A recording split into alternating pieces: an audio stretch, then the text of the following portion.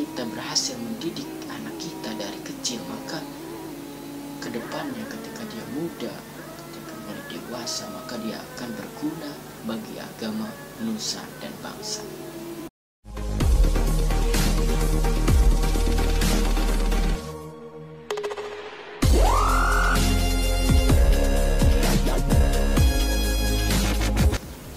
Baik, assalamualaikum warahmatullahi wabarakatuh.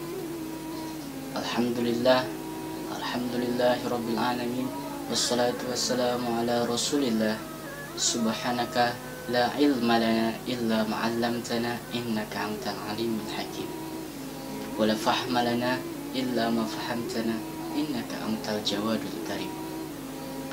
Puji dan syukur marilah kita panjatkan kehadirat yang Maha Ghafur, yang pengampunannya tiada terukur, yakni Allah Subhanahu wa ta'ala. Salawat beserta salam senantiasa kita limpah curahkan kepada junjungan alam, Habibana wa Nabiyana Muhammad sallallahu alaihi wasallam.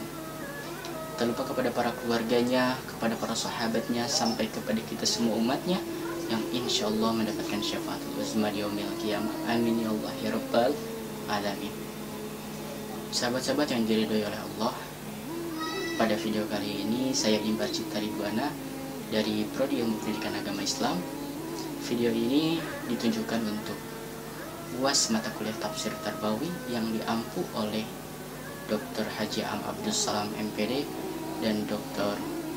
Cucu Surahman STHI MA.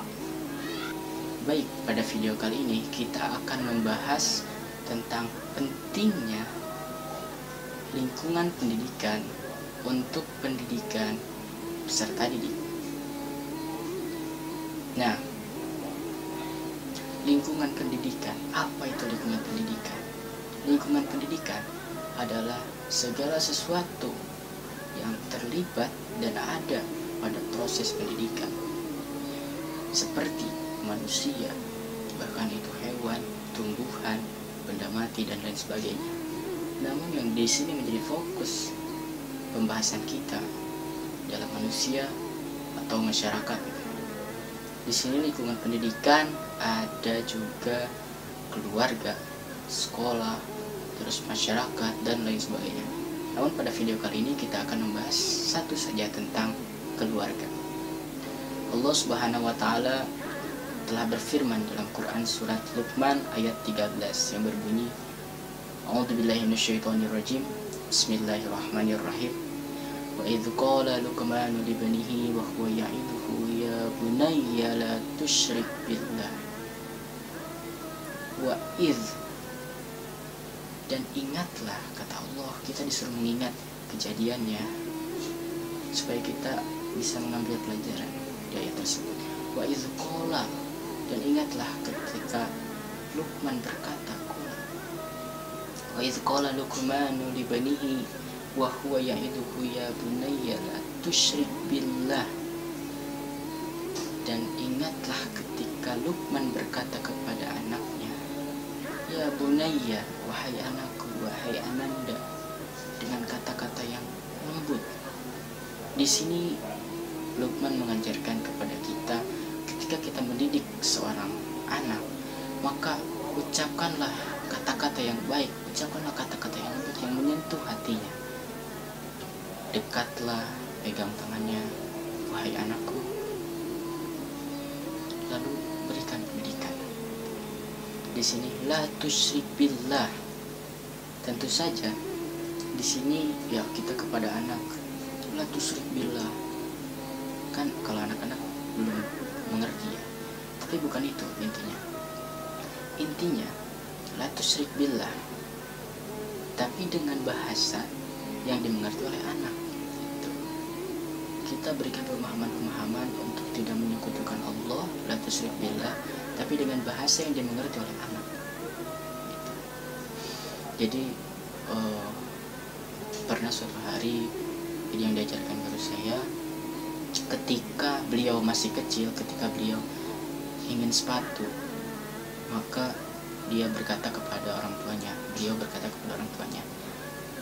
"Mah, Pak, saya pengen sepatu baru, yang ini sudah rusak." Nah, lalu apa kata orang tua dari guru saya itu? Beliau mengatakan, oh sudah rusak ya. Sebentar ya, mari sama-sama kita berdoa kepada Allah. Kamu juga, wahai anakku, sok berdoa kepada Allah. Ibu juga berdoa kepada Allah, bapak juga berdoa kepada Allah. Semoga Allah Subhanahu wa Ta'ala memberikan kepada sepatu. Nah, di sini bapak dan ibu bakal berusaha untuk bekerja, dan insya Allah kalau Allah memberikan sepatu, maka kamu akan mendapatkannya. Di sini teman-teman, yang ditanamkan bukan wahai anakku, kalau mau apa-apa ke ayah, minta ke ayah, minta ke ibu, enggak. Tapi wahai anakku, berdoalah kepada Allah. Kalau Allah mengizinkan untuk mengkabulkan ngasihnya kepadamu, maka Allah akan kasih sepatu itu lewat ibu, lewat bapak.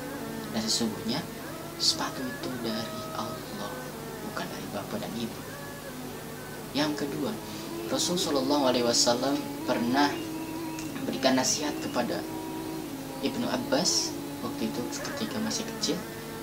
Beliau sedang berboncengan, gitu ya. Jadi Rasul dan Ibnu Abbas ini, keponakannya, sedang berboncengan. Jadi dalam keadaan yang dekat, gitu ya. Terus dalam situasi atau secara psikologis itu enak untuk pendidikan, gitu ya. Lebih, kata-katanya itu lebih masuk.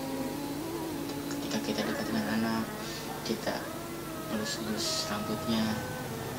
Yang kedua, wahai anakku, jagalah Allah, maka Allah akan menjagamu. Maksudnya apa? Jaga di sini adalah kita menjaga syariat-syariat yang telah Allah perintahkan kepada kita semua. Jadi laksanakan segala yang Allah suruh dan tinggalkan yang Allah larang. Itu maksudnya. Ketika kita memberikan pendidikan, kita harus menjaga Allah, maka Allah akan menjaga kita. Katakan kepada anak kita, wahai anakku, mungkin di rumah bapak bisa menjagamu, bisa melihatmu, tapi ketika di luar rumah, siapa yang menjagamu? Ayah tidak bisa mengontrol. Namun ingatlah, ketika kamu menjaga Allah, maka Allah akan menjagamu. Siapa tahu orang-orang, ada yang menyiksamu, ada yang menzalimimu, ada yang menjagamu, Allah akan menolong. Lalu yang ketiga dari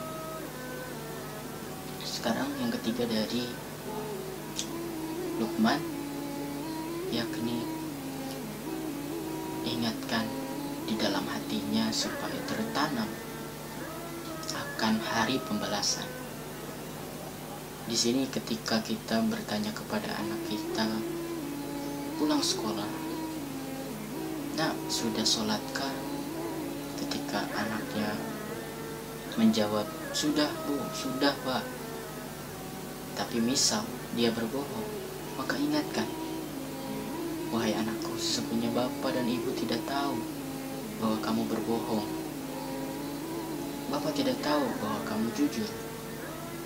Namun Allah Subhanahu wa Ta'ala yang maha mengetahui akan tahu bahwa kamu bohong atau jujur, dan para malaikatnya akan mencatat amal baikmu dan amal burukmu. Ketahuilah wahai anakku, sesungguhnya kebaikan sekecil biji zarah saja akan ada balasannya di yaumul kiamah, dan keburukan sekecil biji zarah saja akan muncul di hari kiamat dan akan menuntutmu. Maka anak pun akan berpikir dua kali untuk melanggar aturan Allah dan akan lebih cepat untuk melakukan amal yang baik. Lalu ingatkan juga sholat, ingatkan untuk sodako, ingatkan untuk sabar dan tidak sombong dengan cara-cara yang lembut, karena keluarga adalah lembaga pendidikan pertama untuk anaknya. Ketika kita berhasil mendidik anak kita dari kecil, maka kedepannya ketika dia muda, ketika mulai dewasa, maka dia akan berguna bagi agama, nusa, dan bangsa. Mungkin cukup sekian yang dapat saya sampaikan. Semoga bermanfaat. Yang benar datang dari Allah dan yang salah datang dari pribadi diri saya sendiri. Cukup sekian. Ihdinas siratal mustaqim. Wallahul muwaffiq ila aqwamit thoriq. Assalamualaikum warahmatullahi wabarakatuh.